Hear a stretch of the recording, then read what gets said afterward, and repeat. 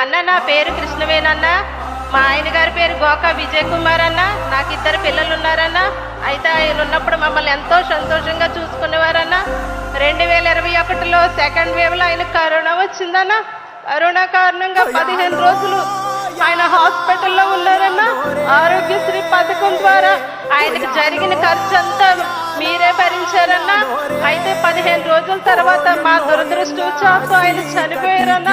ఆ సమయంలో కుటుంబ పెద్దను కోల్పోయి నేను చాలా నిస్సహాయ స్థితిలోకి వెళ్ళిపోయానన్నా. పిల్లల్ని ఎలా పెంచుకోవాలి, నేను ఎలా బ్రతకాలనే స్థితిలోకి వెళ్ళిపోయినప్పుడు మీ వాలంటీర్ వచ్చి నాకు వితంత పెన్షన్ దరఖాస్తు చేసిందన్నా.